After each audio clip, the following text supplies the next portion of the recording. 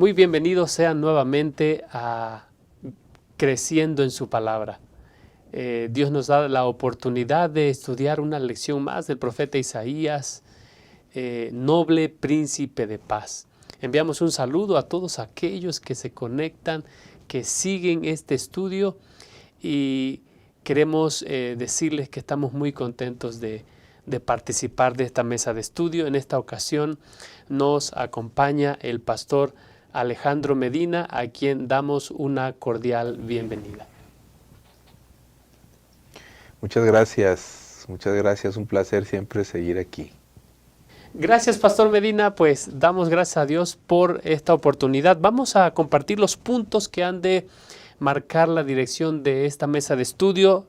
El punto número 1, fin de la oscuridad. El punto número 2, la ira de Dios. Y el punto número 3, la obra del Mesías. Antes de iniciar, queremos invitarte a tener una palabra de oración. Oremos. Bondadoso Señor, te damos gracias que nos permites el privilegio de poder compartir estos momentos de meditación y estudio de tu palabra. Rogamos la iluminación y dirección de tu Santo Espíritu. En el nombre de Cristo Jesús. Amén. Estamos listos para iniciar. En un momento volvemos.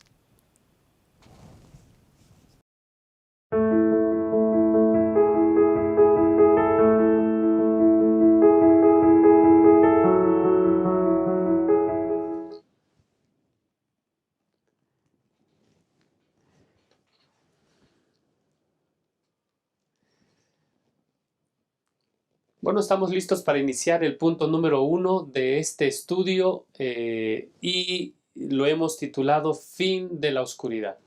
Nosotros vemos aquí que los resultados de las decisiones que Acaz ha tomado sumieron al pueblo en una profunda oscuridad espiritual. Todo lo que el Señor dijo que ocurriría, ocurrió. Y eso ahora está afectando los niveles de la vida del pueblo de Israel a tal punto que lo que nosotros ahora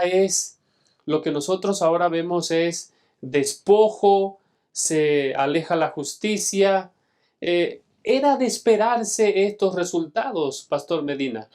Bueno, lo que pasa es que si recordamos el capítulo 8 de Isaías, termina exhortando al pueblo de Israel a no buscar a Dios o a no buscar la verdad a través de los brujos, a través de la hechicería, a través de los que consultan a los muertos, dice la palabra de Dios, y que buscaran al Señor, a la ley y al testimonio.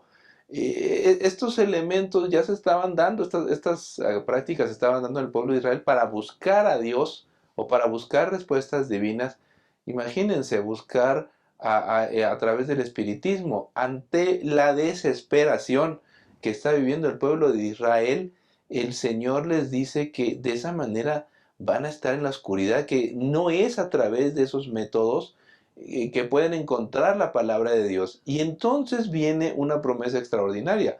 A partir del capítulo 9, el versículo 1 dice más, que es una adversativa, más dice el pueblo que está en tinieblas va a recibir luz. Va a recibir luz ahí en el capítulo 9. Dice, más no habrá siempre oscuridad para la que está ahora en angustia. Es decir, viene la luz, viene la palabra de Dios. Esa oscuridad se va a terminar muy pronto para quienes verdaderamente buscan al Señor. Gracias, Pastor. Entonces nosotros vemos aquí que hay un cambio, Pastor, ya usted lo ha mencionado, y al fin dice la última parte del versículo, pues al fin llenará de gloria el camino del mar. Lo que nosotros vemos aquí es entonces que se ofrece una esperanza y esta esperanza está centrada en una persona, Pastor Medina. Bueno, la palabra de Dios nos habla directamente que en Galilea, de aquel lado, y vendría luz y dice, al fin llenará de gloria el camino del mar de aquel lado del Jordán, en Galilea de los gentiles. Y entonces asegura que el pueblo que esté en tinieblas verá más luz, verá la luz, y sigue diciendo que se alegrarán de verlo, porque va a resplandecer. Mucho énfasis en la luz, en resplandecer, y luego se dice que habrá alegría. ¿De quién está hablando? ¿Por qué la palabra de Dios está anunciando la llegada de gran luz en el territorio de Galilea y está diciendo que la gente se iba a llenar de gozo y que los momentos difíciles pasarían para el pueblo de Israel? Entonces dice el versículo 6, porque un niño nos ha nacido, hijo nos ha sido dado, y el principado sobre su hombro. Es decir, dice, aquí Isaías ha estado hablando de varios niños. Ha estado utilizando la figura de los niños, de los nombres de los niños, para los mensajes al pueblo de Israel. Usó a Sear Jasub, usó a Emmanuel, otro personaje, otro de los niños, y ahora Mahal Salal también, Hasbaz, otro mensaje, pero otra vez se menciona a un niño, pero en esta ocasión se trata de un niño muy especial, muy especial, y dice, ¿por qué un niño nos ha nacido? Es decir, otra vez el mensaje del niño, hijo nos ha sido dado, y el principado sobre su hombro. Aquí es donde vienen a aparecer ya elementos que no estaban en los niños anteriores, porque dice principado. Aquí ya está hablando de una figura que no es cualquier personaje, no es cualquier niño.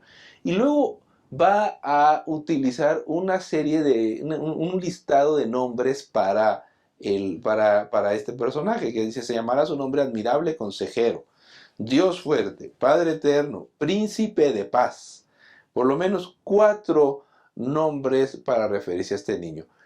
La lección dice que en la antigüedad en el oriente a los reyes les ponían varios nombres. Pues todavía, incluso ahí en Europa, todos los reyes, las monarquías que sobreviven, tienen un buen de nombres, tienen varios nombres.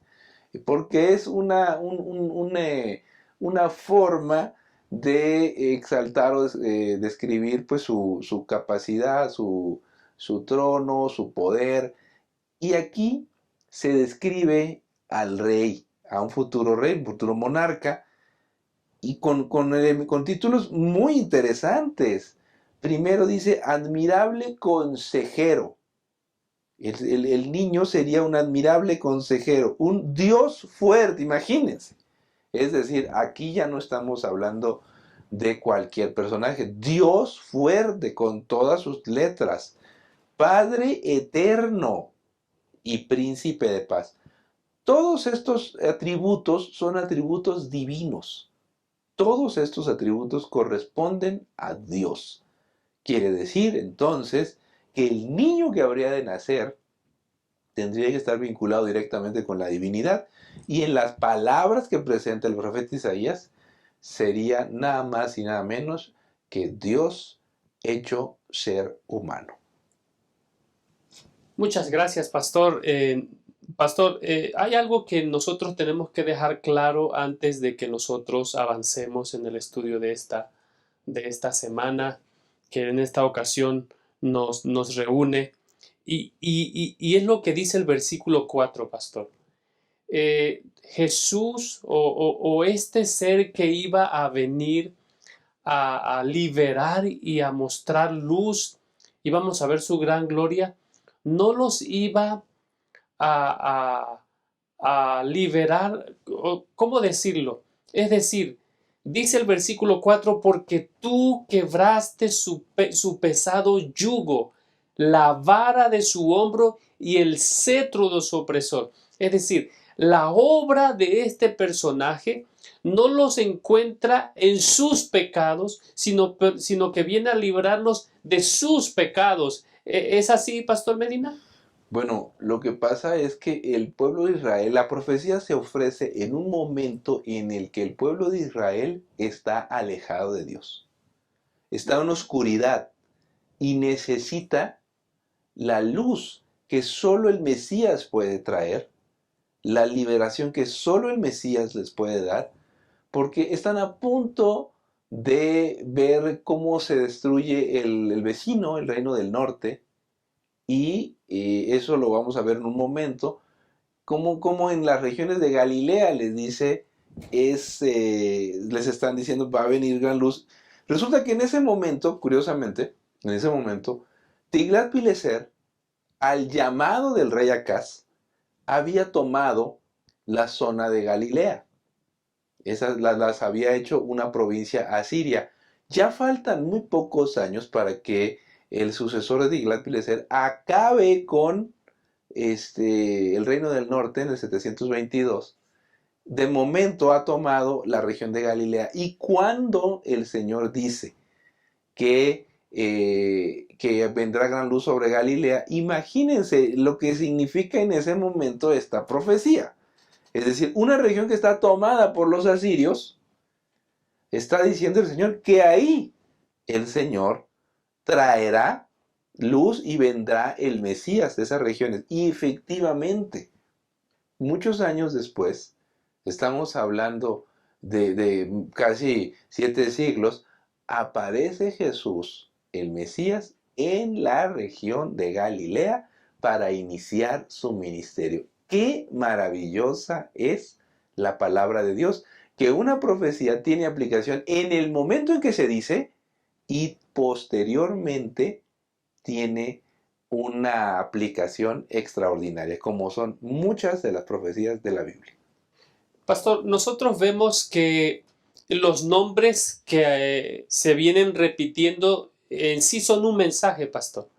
En sí los nombres son un mensaje y lo que nosotros vemos ahora es que lo que el Señor decía en el pasado, cuando Jesús está aquí ya ahí en Mateo capítulo 4, versículo 17, dice el texto, entonces Jesús comenzó a predicar y a decir, arrepentíos.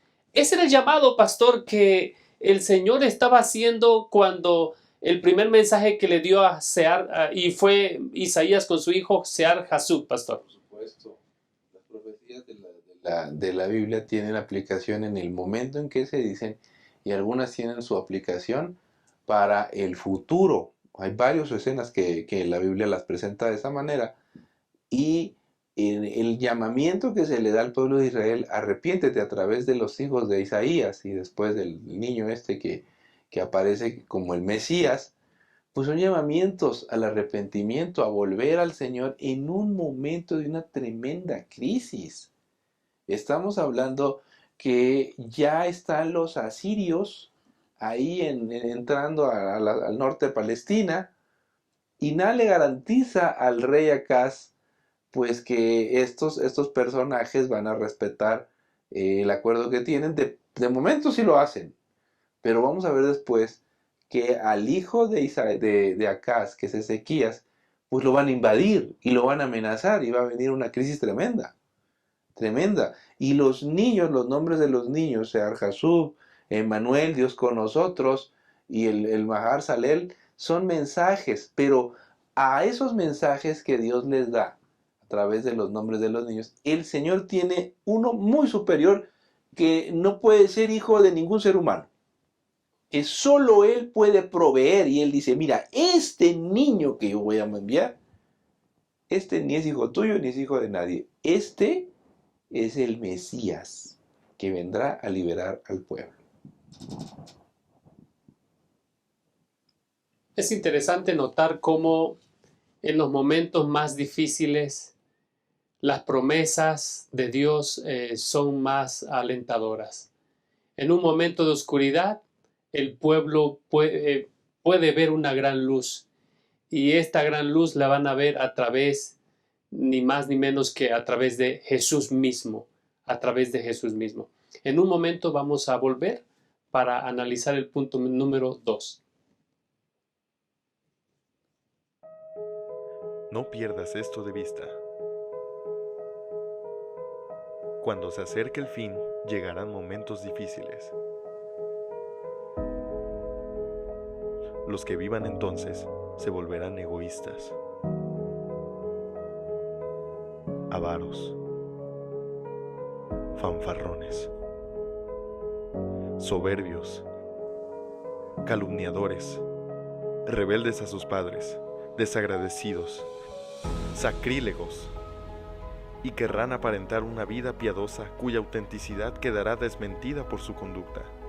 Apártate de esa clase de gente. Pero el Señor dice: rescataré a los que me aman, protegeré a los que confían en mi nombre, los recompensaré con una larga vida y les daré mi salvación. Maranata, el Señor viene.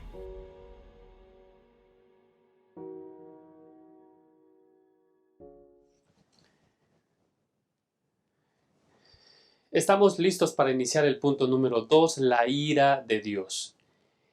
Nosotros encontramos en Isaías capítulo 9, a partir del versículo 8 hasta el 10:2, cuáles son los pecados que estaban realizando o estaban apartando a Dios de en medio del pueblo, y entonces por consiguiente iba a venir su ira, pastor. Pastor, cuando la Biblia, Pastor Medina, cuando la Biblia habla acerca de la ira de Dios, ¿qué debemos entender? ¿Cómo lo debemos entender?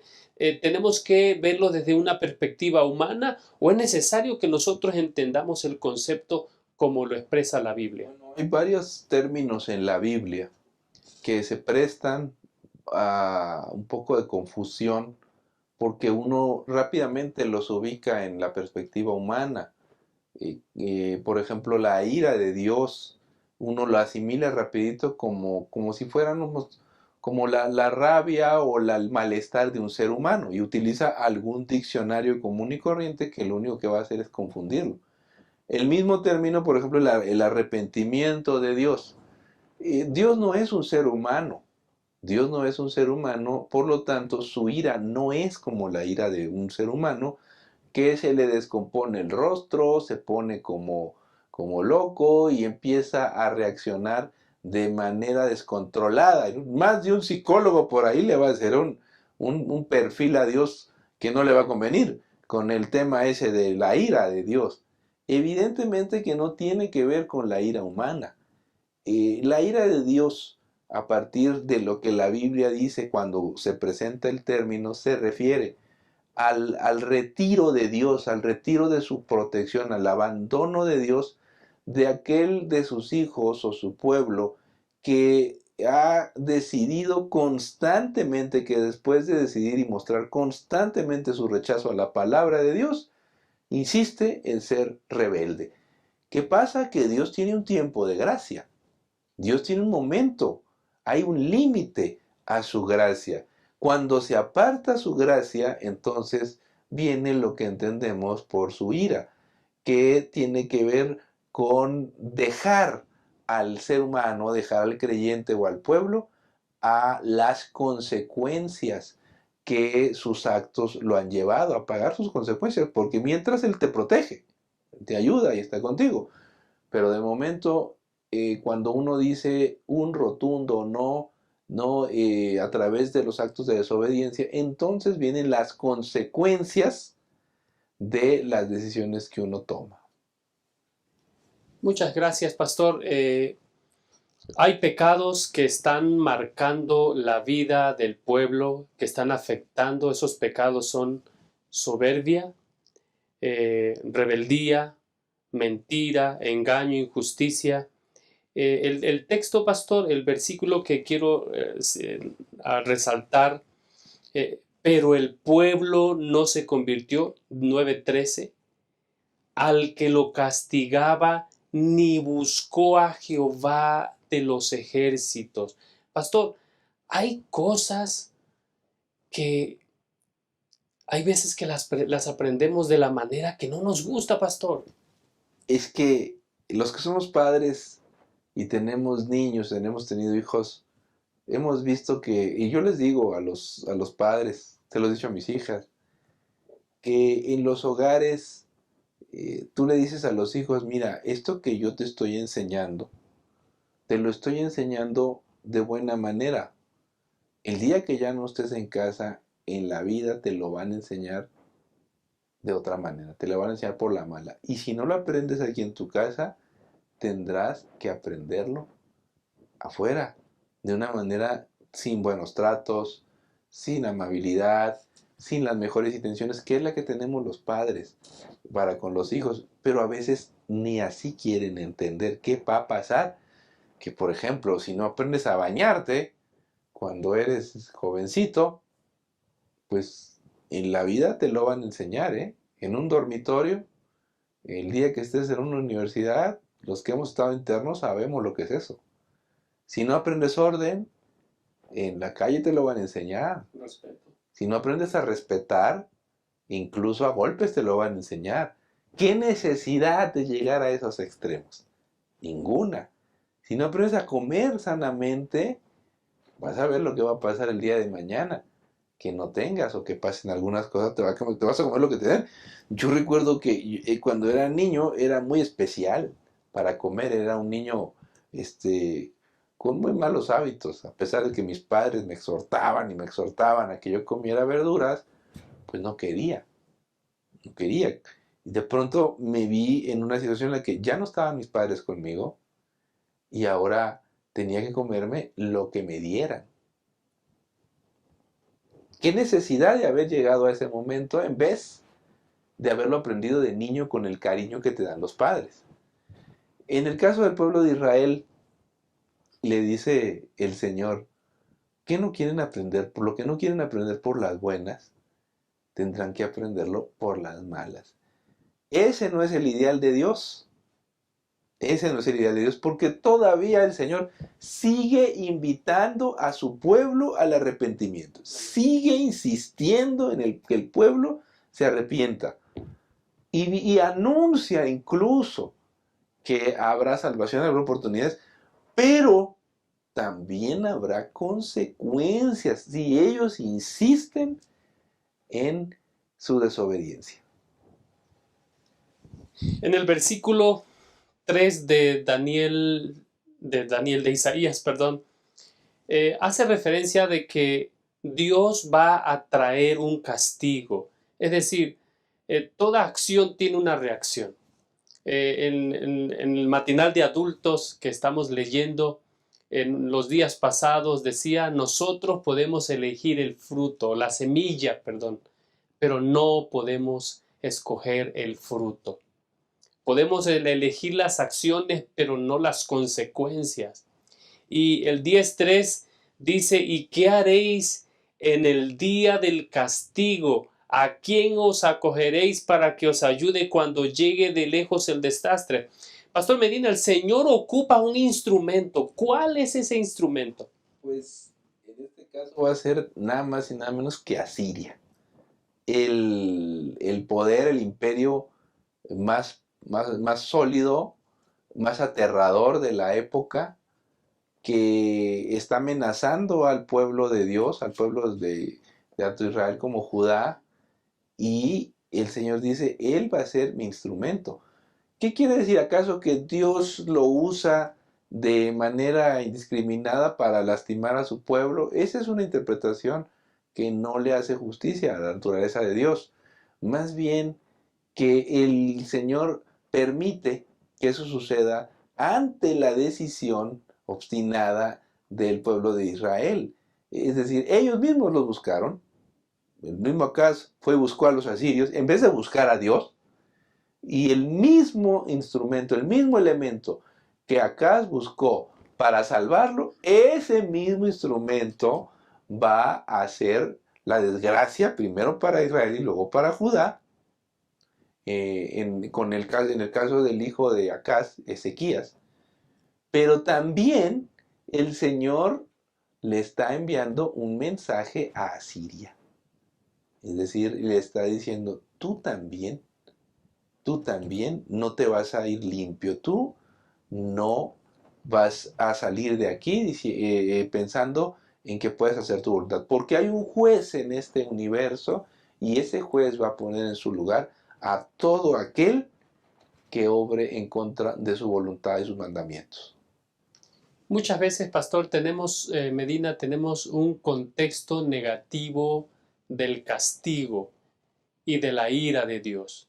Sin embargo, nosotros vemos que en el versículo 20 del capítulo 10, el propósito se cumple.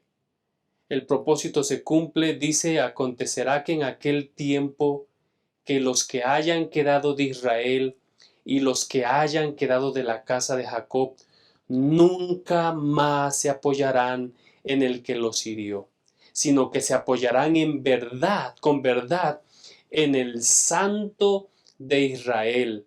Pastor, ¿cuál es el propósito entonces de la disciplina divina que Dios le aplica a sus hijos? Pues exhortar al arrepentimiento. Exhortar al arrepentimiento. Si vemos el versículo 21 de este mismo capítulo 10, dice, por un resto volverá. Ese es el significado del niño de Isaías, Sear Jasub.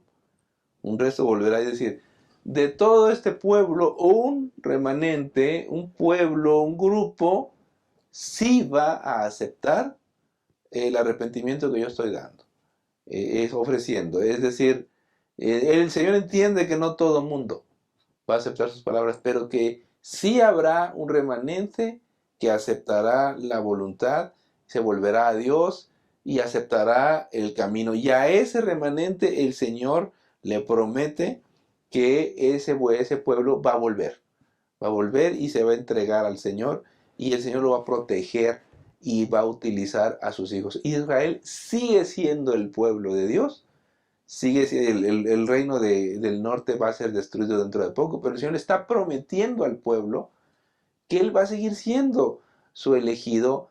No todos aceptarán el arrepentimiento que Dios está ofreciendo, pero sí va a haber un remanente que va a aceptar la bendición de Dios.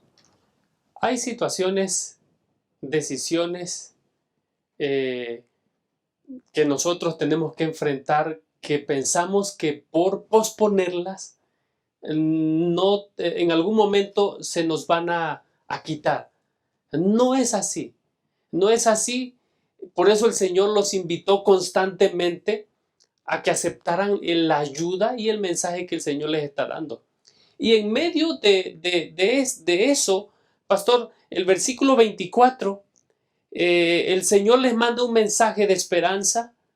Pueblo mío, morador de Sión, no temas de Asiria. Bueno, Asiria en ese momento era la superpotencia. Es como si hoy tuviéramos a los Estados Unidos con sus tanques y sus portaaviones ahí enfrente de casa y el Señor nos dice, no les tengas miedo. Pues, oye, pues eso es muy fácil decirlo, pero al mismo tiempo la promesa nos ayuda a medir el poder que Dios tiene. No le tengas miedo a Asiria. Seguramente que el pueblo estaba temblando cuando vieron a los asirios llegar a Galilea y hacer sus provincias, cuando vieron hacer las primeras fechorías y someter al reino del norte y a los sirios, pues el sur, el reino de Judá, dijo, pues aquí supuestamente había un pacto, pero como que estos asirios no están para cumplir los pactos que han hecho. Y entonces el mensaje del Señor es, no tengas miedo. En la Biblia, más de 300 veces aparece este mensaje. No tengas miedo. Y el Señor nos recuerda, no le tengas miedo al poder más sólido, a la superpotencia de la época. Ese es un mensaje lleno de esperanza que el Señor nos da. Y entonces utiliza el término, ¿no? Jehová de los ejércitos. Está contigo. Jehová de los ejércitos. Es decir, el Dios que pelea por ti el Dios que puede someter a cualquier ejército, que resuelve cualquier problema, es quien te está hablando. Pastor Medina, una y otra vez nosotros encontramos aquí en el capítulo 10 la referencia que usted ya hizo mención a Asiria. En el versículo 12, castigará Jehová el fruto, castigará el fruto de la soberbia del corazón del rey de Asiria y la arrogante altivez de sus ojos. Y esto se repite, pastor, en el versículo 33.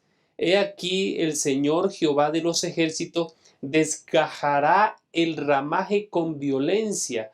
Los árboles de gran altura serán cortados y los altos serán derribados. Esto es en cumplimiento del versículo 27, Pastor Medina. Claro.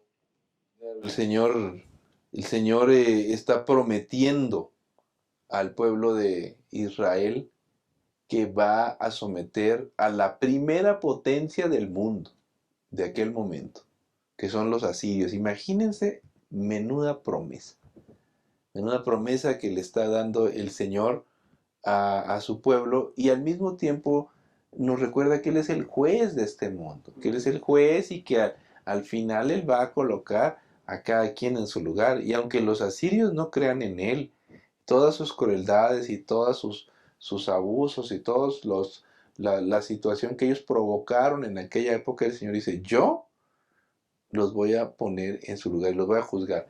Ya pasó Jonás. Hay que recordarnos, siempre hay que tener en cuenta el tema de Jonás. Ya Jonás pasó por Asiria, ya Jonás fue a Nínive, y los ninivitas aceptaron de manera temporalmente, los asirios aceptaron, pero luego rechazaron la palabra de Dios y ahora se vuelven contra el pueblo de Dios y contra la gente de la región. Y entonces Dios está diciendo, ustedes ya tuvieron el mensaje, ya tuvieron su oportunidad, y yo acabaré con ustedes. Yo los voy a poner en su lugar, porque el mal no prevalece, la maldad no es para siempre. Hay un tiempo en el que el Señor tiene gracia para todos, pero se acaba cuando Él lo dice. Muchas gracias. Estamos llegando al final de esta sección. El mensaje recurrente que nosotros encontramos en este tópico donde hablamos de la ira de Dios es la constante invitación a volver a Dios. ¿Tú qué estás esperando para volver a Dios? No esperes que las cosas se pongan más complicadas. Hoy es el día. Tomemos la oportunidad que el cielo nos da y hagamos paz con Cristo Jesús. En un momento volvemos para terminar el estudio de esta lección. No pierdas esto de vista. Cuando se acerque el fin, llegarán momentos difíciles. Los que vivan entonces se volverán egoístas, avaros,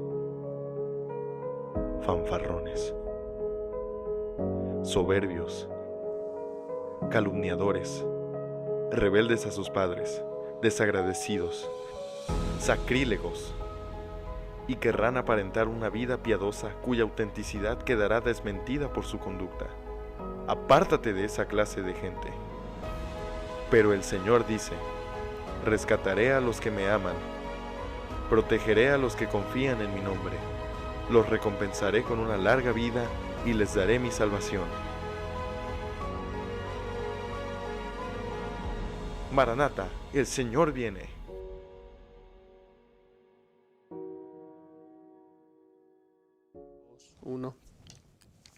Bueno, estamos listos para iniciar el último punto de este estudio, la obra del Mesías.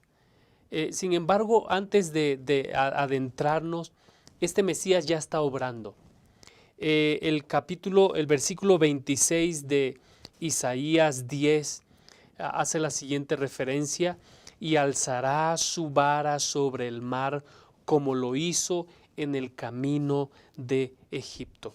Pastor, esta es una promesa que espera su cumplimiento, una promesa que nos recuerda que todos aquellos que quieren volver al Señor, el Señor hará lo que sea necesario para lograr nuestra En liberación. el pasado, Dios, para sacar al pueblo de Israel de Egipto, hizo maravillas, entre ellas que el mar Rojo se abrió y el pueblo pudo pasar en seco.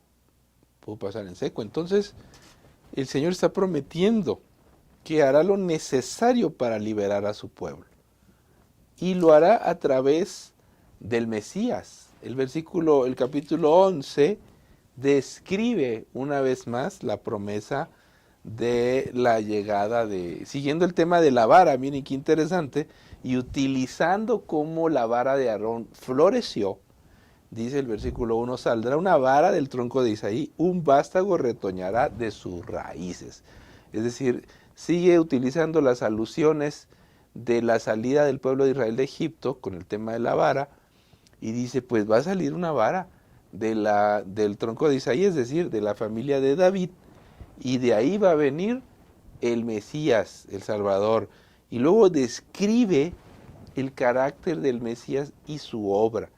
Y el elemento fundamental del Mesías es el Espíritu de Dios, que más adelante Jesús va a decir, el Espíritu de Dios mora en mí, ahí en el capítulo 4 de Lucas, y dice, y reposará sobre él el Espíritu de Jehová, espíritu de sabiduría y de inteligencia, espíritu de consejo y de poder, espíritu de conocimiento y de temor de Jehová.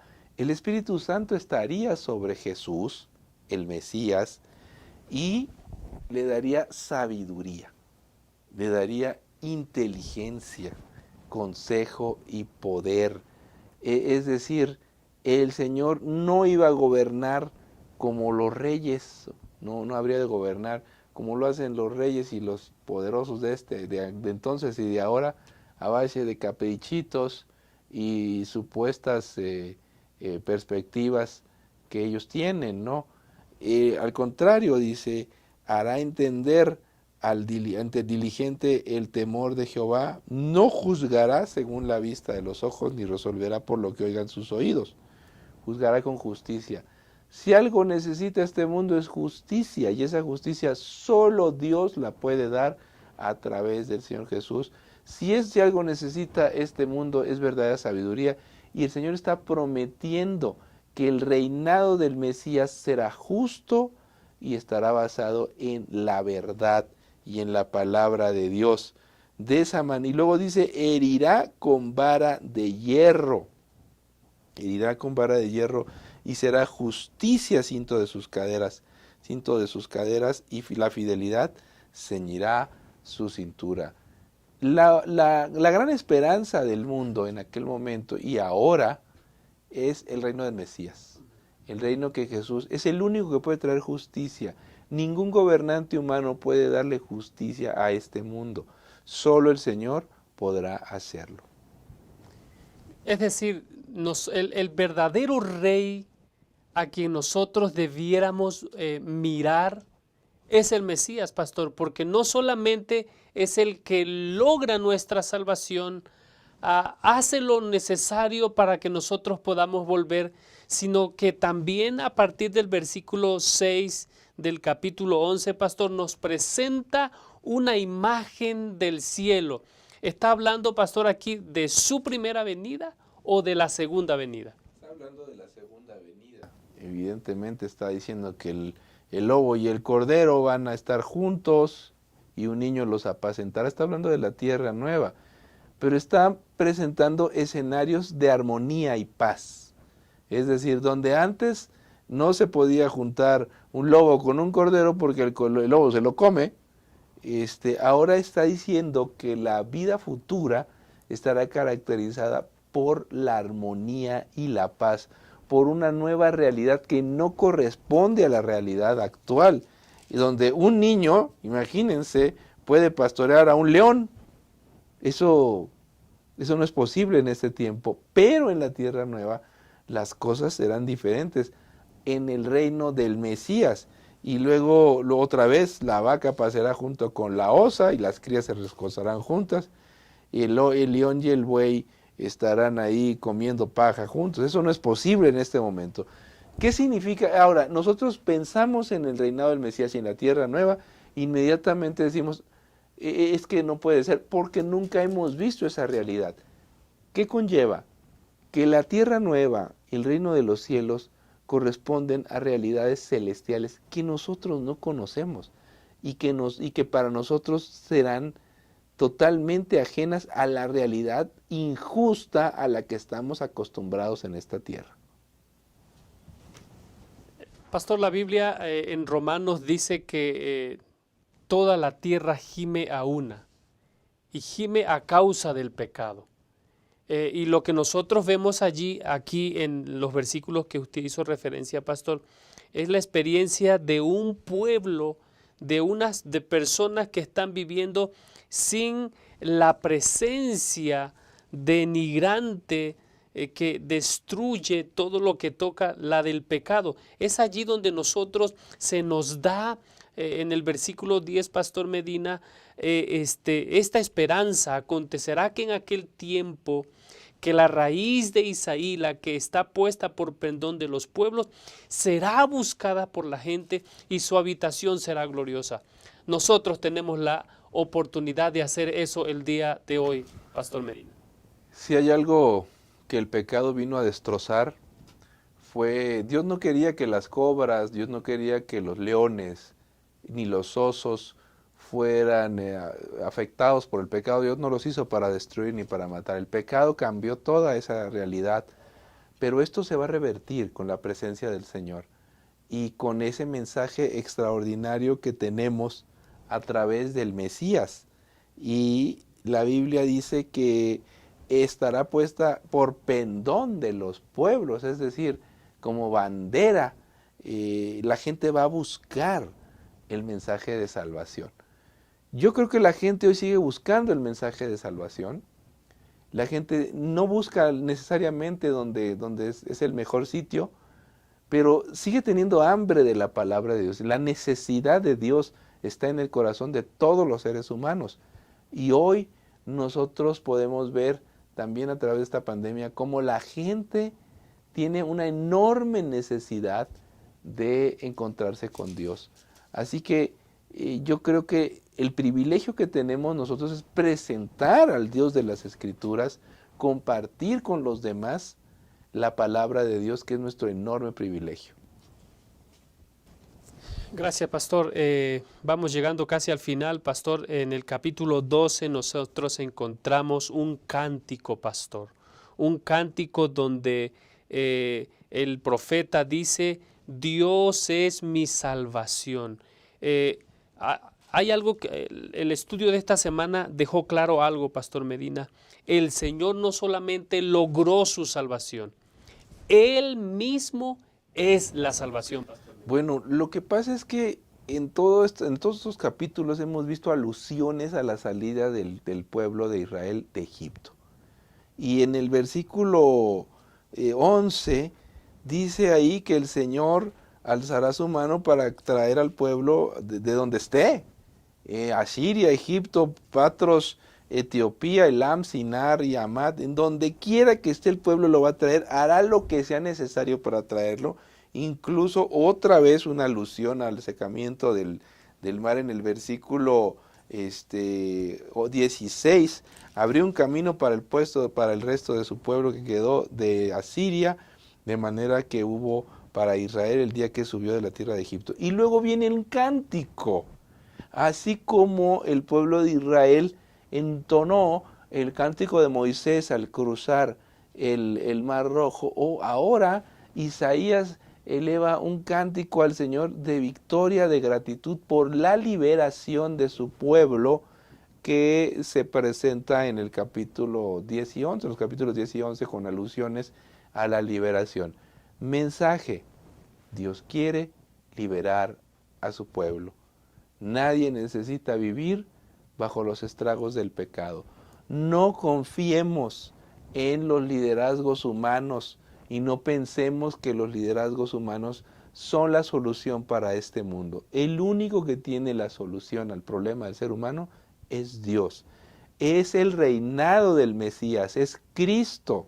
cuando venga en las nubes de los cielos, quien le dará armonía a este mundo. El mensaje que Dios le dio al pueblo de Israel, de Judá y de Israel en aquellos años, hoy es más válido que nunca, porque nosotros seguimos esperanzados en el reinado del Mesías. Ojalá que no nos dejemos engañar pensando que en este mundo se solucionarán nuestros problemas, sino que es el Señor el que traerá liberación a sus hijos muy pronto, y entonces podremos vivir en un lugar donde el lobo y el cordero morarán juntos. Pastor Medina, en Juan capítulo 1, versículo 14, vemos el cumplimiento de la promesa Dios con nosotros. Dios hizo morada con nosotros. Pero el estudio de esta semana nos recuerda que Jesús no solamente se hizo hombre, Él se hizo pecado.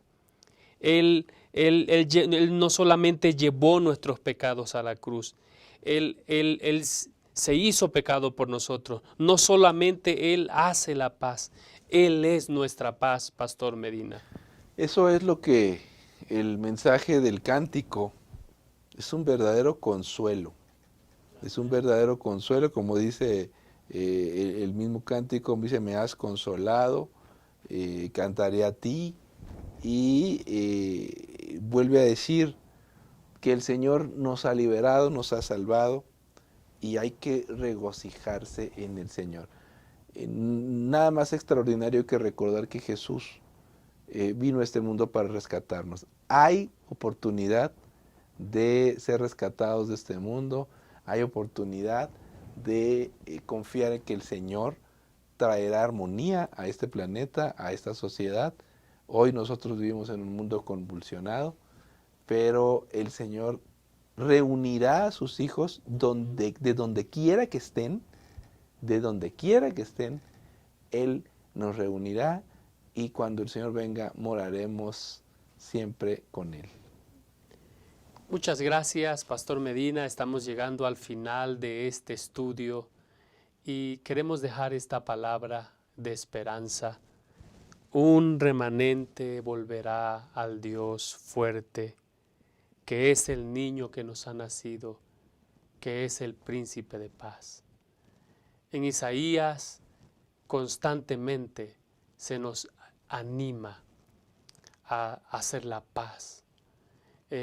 Isaías 26:3, tú guardarás aquel cuyo pensamiento en ti persevera, porque en ti ha confiado. El Mesías no solamente ya hizo la obra de la salvación, Él está llamando, y Él espera que tú y yo respondamos a su amoroso llamado. Que el Señor nos bendiga. Gracias por estar con nosotros en esta oportunidad.